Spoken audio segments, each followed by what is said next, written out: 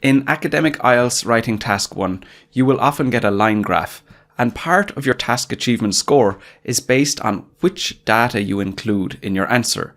So today, in this lesson, I'm going to show you how to select the right data. My name is Lara Ryan. I've been an IELTS examiner and I've been an IELTS teacher at the British Council. I've been teaching IELTS since 2010 and I'm the founder of Complete Test Success.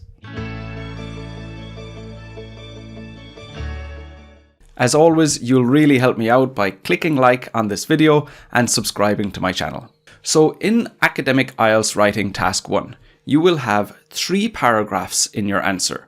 Now, paragraph 1 is the paraphrase and the overview. We're not looking at that today.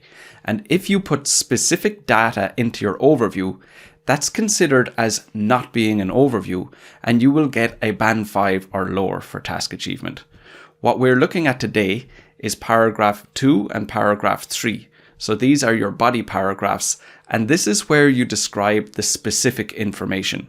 So what we're looking at here is how to choose that specific data that you need to include in body paragraph 1 and body paragraph 2. So here's an example line graph. Now it doesn't matter what line graph you get, you will mention the data for the first year for every single category. So you will mention 2000 for the red line, for the blue line, for the yellow line, and for the green line.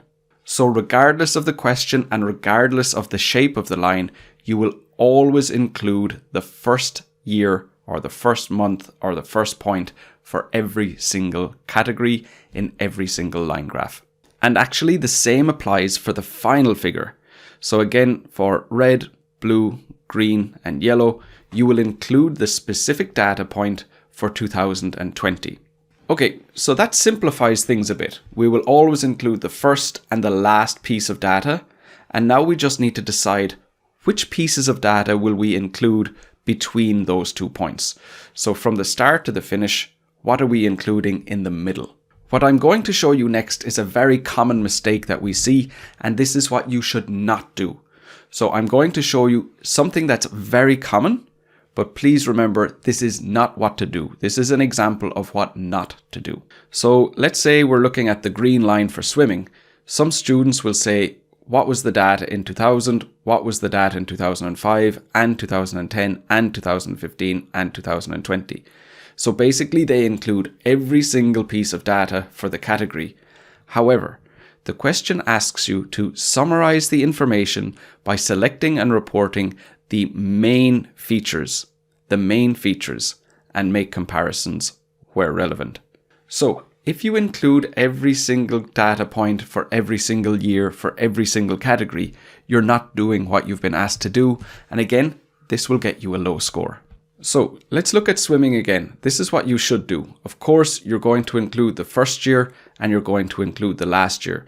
So now we need to decide which other data points will we include. So 2005, 2010, 2015. We need to decide which ones we want to add in our body paragraphs. However, this is just a straight line.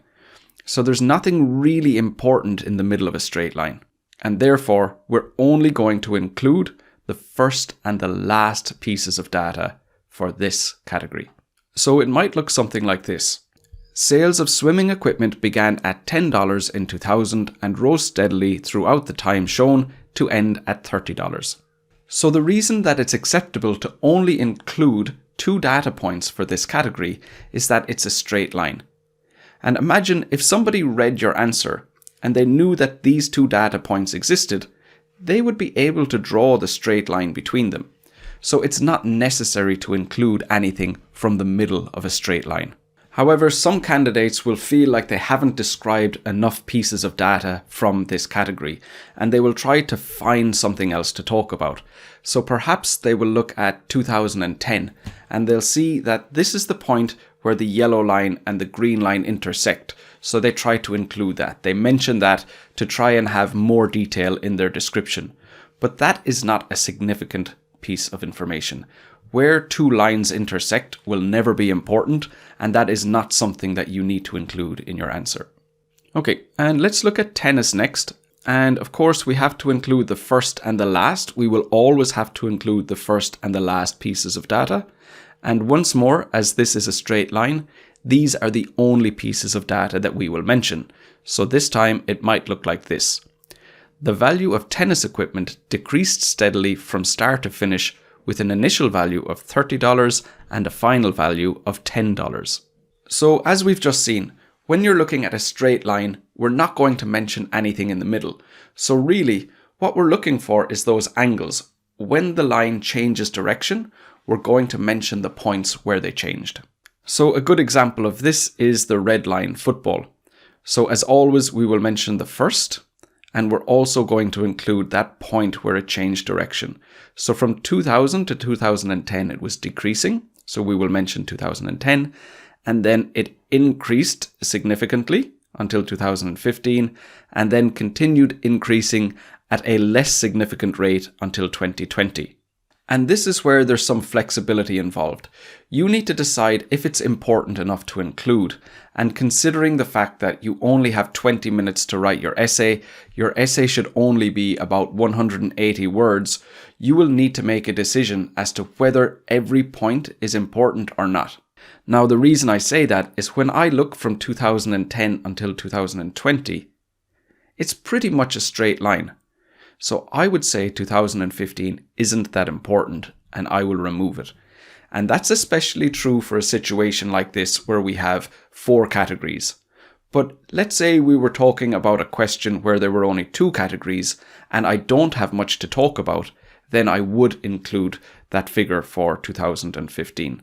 So we just need to make a decision, and after you write a lot of practice essays, you will find it easier to decide when to include and when not to include these types of data where it's possible to remove them if we see fit. So for this answer, I'm only going to include 2000, 2010 and 2020. So I would write something like this. Football saw an initial drop from $60 per person in 2000 to $40 in 2020. However, from that point to the end of the period, it climbed to finish the period at $70 in 2020. And then for the final category, rugby, we're looking at essentially the same thing. So I'm going to include 2000, 2010 and 2020. So it will look like this. Although the sales value of rugby equipment increased from 2000 to 2010 with $40 and $60 respectively, this trend was reversed over the next 10 years and it ended with $30 being spent per customer. So if you're new to my channel, you might not know that I have free live feedback lessons on Zoom every single week where we look at all parts of the IELTS test. If you haven't already signed up, you'll find the link for that in the video description. Sign up, you'll see the full schedule, and you can join me on Zoom for more support. Okay, so that first question we looked at was pretty straightforward, lots of straight lines, but things will not always be that easy in your IELTS test. So let's look at a more complicated question next. So once more, we have 4 categories, and the same thing applies to any line graph. We will always include the first year, so for every category we will mention that first piece of data in our body paragraphs, and the same applies for the final year. So again, every single piece of data in the final year will be included. So like before, what we need to decide is which other pieces of data to include. Okay, so let's start with refrigerators, which is the blue line. So of course, for refrigerators, we're going to start with 1965. We have to include the first piece of data. But what I'm worried about here is that there are so many turns that it will take me too long. It will be too many words. I only have 20 minutes. So I can't include every turning point. So the decision that I've made here is that instead of including every point, I will just mention that there was a dip from 1970 to 1975 and another dip from 1985 to 1990, and then I will actually mention the last piece of data.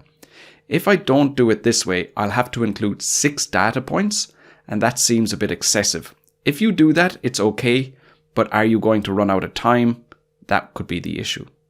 So for this category, I will say refrigerator sales started with about 740 units in 1965, and despite a small dip between 1970 and 1975, and another marginal drop between 1985 and 1990, it increased throughout the period to finish at around 990. So even though I haven't mentioned all the turning points, somebody would still have a very clear idea of what that category looks like based on my description.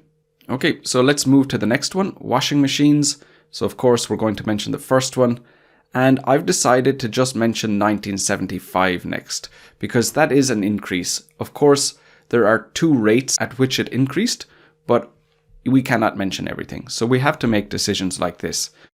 Now, it increases a small bit, stays steady, and then drops again and starts to increase again. Again, there's just too much happening here. I can't include everything. So instead, I'm going to mention a range.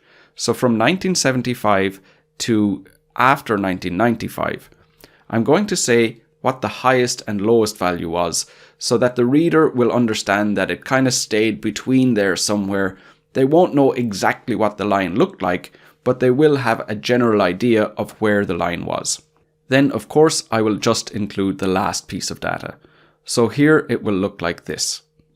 Around 390 washing machines were purchased in 1965, and this rose to about 580 in 1975, after which it fluctuated between roughly 590 and 520 until it grew to approximately 660 in the final year. So very often with line graphs that have a lot of movement in each category, we have to make these types of decisions. So describing what happened without mentioning the data, or describing what the range was. Of course, this isn't ideal. It's not 100% accurate, but there are limitations with the time and the number of words we can write. Okay, so that brings us to telephones, and that is the yellow line. So once more, we'll mention the first. And this time I've decided to do a full range the whole way across, because it does fluctuate quite a bit, but the range within which it fluctuates is not very big. And then, of course, I will mention the last figure. So it will look like this. Telephone sales started at around 400 before fluctuating between this figure and 300 until 1995, when a final increase brought it up to just over 400 in 2000. Now, when you're including ranges like this, you cannot have a very wide range, because if it's a very wide range, you're not being descriptive enough. The reader won't have a good understanding of what that chart looks like. So when you are using this type of feature, make sure it's a narrow range so the reader still has a clear picture of what's happening. And then the final category is televisions. So we start at the start. And for this, it increases to varying degrees until 1990. So I'm going to include that. And then it remains steady. So as always, we don't need to mention anything in the middle of a straight line, and we can just jump straight to 2000. So for this, we can just say, meanwhile, television purchases, which were the lowest of all the appliances each year, started at about 50, after which they increased to slightly over 200 in 1990 and remained at this level until the end. So the last thing that I'd like to mention is that you'll have noticed I always start at the beginning and mention whichever piece of data I want to mention in chronological order. So starting at the start and moving forward, finishing at the end. Some students will confuse this, so they might mention the first point and then the last point, and then start filling in the pieces in between. But for the reader, this is much more difficult to follow, and for your coherence and cohesion score, it's going to have a negative effect. So in the comments below, let me know, have you generally been including too much data or not enough data?